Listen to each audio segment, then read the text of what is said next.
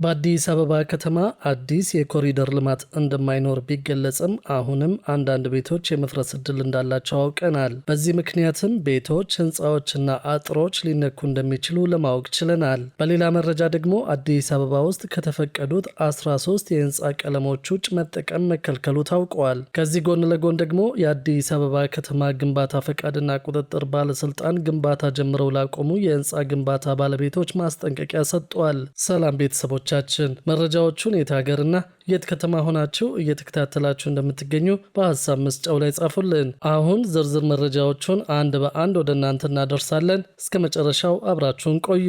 የህንፃዎች የቀለም ኮድ በስታንዳርዱ መሰረት ተግባራዊ በመደረግ ላይ መሆኑ ታውቋል። የአዲስ አበባ ግንባታ ፈቃድና ቁጥጥር ባለስልጣን ግንባታ ጀምረው ላቆሙ የህንፃ ግንባታ ባለቤቶች ማስጠንቀቂያ ማውጣቱንም አውቀናል። በኮሪደር ልማት መንገዶች ላይ የሚገኙ በስታንዳርዱ መሰረት ቀለም የቀቡ አጥር ያጠሩ መብራቶች የሰቀሉ ነዋሪዎች በአጠቃላይ 11.3 ቢሊዮን ብር በላይ ወጪ እንዳደረጉ ሰምተናል። የህንፃዎች የቀለም ኮድ ስታንዳርድ ከማስጠበቅ ጋር በተያያዘ የአዲስ አበባ ከተማ አስተዳደር የግንባታ ፈቃድና ቁጥጥር ባለስልጣን እየሰራ መሆኑን አስታውቋል። የባለስልጣን መስሪያ ቤቱ ዋና ዳይሬክተር ህይወት ሳሙኤል የግንባታ ፈቃድና ቁጥጥር ባለስልጣን የህንፃዎችን የቀለም ኮዶች ስታንዳርድ ማዘጋጀቱን ተናግረዋል።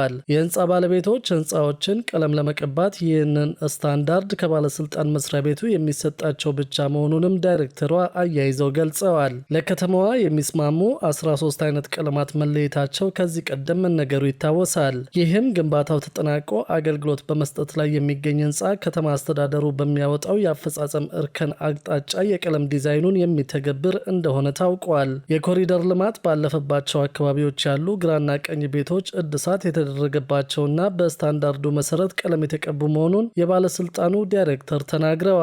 እስካሁን ባለው መረጃ በኮሪደር መንገዶች ላይ የሚገኙ ነዋሪዎች በስታንዳርዱ መሰረት ቀለም የቀቡ አጥር ያጠሩ መብራቶችን የሰቀሉ ነዋሪዎች በአጠቃላይ 11.3 ቢሊዮን ብር በላይ ወጪ ያደረጉ መሆኑን ሰምተናል። ከተማዋ በህንፃዎች የራሷ የሆነ ስታንዳርድና በቀለም የሚገለጽ ብራንድ እንዲኖራት የአረንጓዴ ልማት የአርባን ዲዛይን ቅርጽ ይዞ እንዲለማ ማድረግ እንደሚኖርበት ባለስልጣን መስሪያ ቤቱ ባወጣው መመሪያ ላይ አስቀምጠዋል። የአዲስ አበባ ግንባታ ፈቃድና ቁጥጥር ባለስልጣን ግንባታ ጀምረው ላቆሙ የህንፃ ግንባታ ባለቤቶችን ማስጠንቀቂያ አውጥቷል። በማስጠንቀቂያው መሰረት የማይሰሩ ሰዎች በሊዝ አዋጁ መሰረት ተገቢው ህጋዊ እርምጃ የሚወሰድባቸው መሆኑን አሳውቀዋል። በተለያዩ ጊዜያት የግንባታ ፈቃድ በመውሰድና ግንባታ የጀመሩ አልሚዎችን በሚመለከት ነው የአዲስ አበባ ግንባታ ፈቃድና ቁጥጥር ባለስልጣን ማስጠንቀቂያ ያወጣው። በዚህም በተለያየ የግንባታ ደረጃ ላይ አድርሰው ግንባታውን ሳያጠናቅቁ ያቆሙ የህንፃ ግንባታ ባለቤቶች ወይም አልሚዎች በአስቸኳይ የህንፃ ህግጋትና አሰራሮችን ጠብቃችሁ ወደ ግንባታ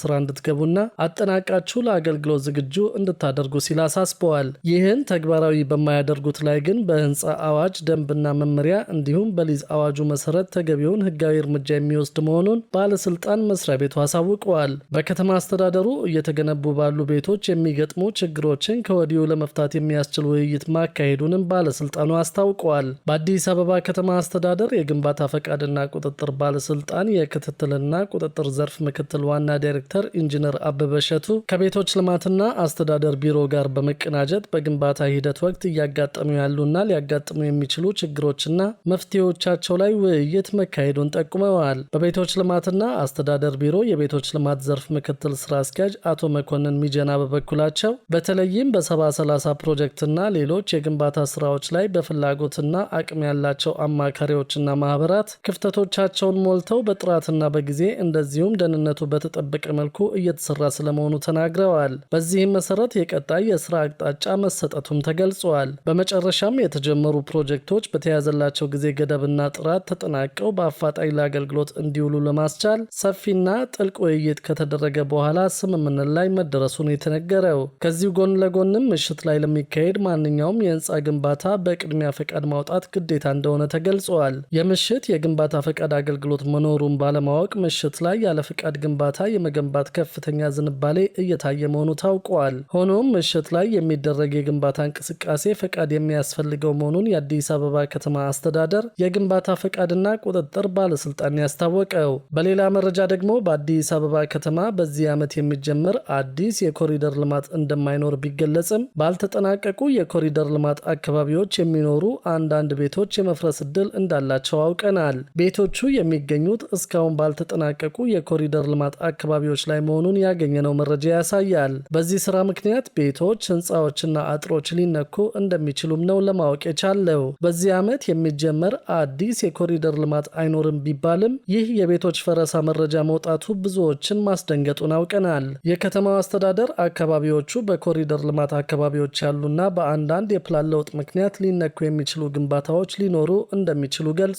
በተመሳሳይ ጊዜ በ2018 የመንግስት ዋና ትኩረት የኮሪደር መስፋፋት እንዳልሆነ የከተማ አስተዳደሩ አጽንኦት ሰጥቶታል። ከንቲባ አዳነች አቤቤ የዓመቱ ቅድሚያ የሚሰጠው ጉዳይ የቤት ግንባታና የውሃ አቅርቦትን ማሻሻል ነው ሲሉ በቅርቡ መናገራቸው ይታወሳል። እንደ ከንቲባዋ ገለጻ ከሆነ በዚህ ዓመት ምንም አዲስ የኮሪደር ልማት ስራ አይኖርም። የአዲስ አበባ ከተማን የማደስ፣ የማዘመን፣ የማጽዳት እንዲሁም መሰረተ ልማቶችን ለህዝብ ተደራሽ የማድረግ ስራ ለሁሉም አካባቢዎች እንደሚያስፈልግም አስገንዝበዋል። የተጀመሩ ስራዎችና የተገኙ ውጤቶች ከከተማችን ስፋት አንጻር ገና ከዚህ በላይ መስራት ይገባናል ያሉት ከንቲባ አዳነች፣ ነገር ግን ተመሳሳይ ስራዎች ሲሰሩ እቅድና ዝግጅት እንደሚያስፈልግ ተናግረዋል። እንደምታውቁት ቤት ያስፈልጋል፣ ለመሰረተ ልማቶቹ የበጀት ዝግጅት ያስፈልጋል፣ በጀቶቻችን ላይ ቅደም ተከተል ማስያዝ ያስፈልገናል ሲሉ ለከተማዋ ምክር ቤት አባላት አስረድተዋል። የአዲስ አበባ ከተማ አስተዳደር የ2018 ዓ.ም ትልቁ ትኩረት የቤት ግንባታና የውሃ አቅርቦት መሆኑን ያመለከቱት ከንቲባዋ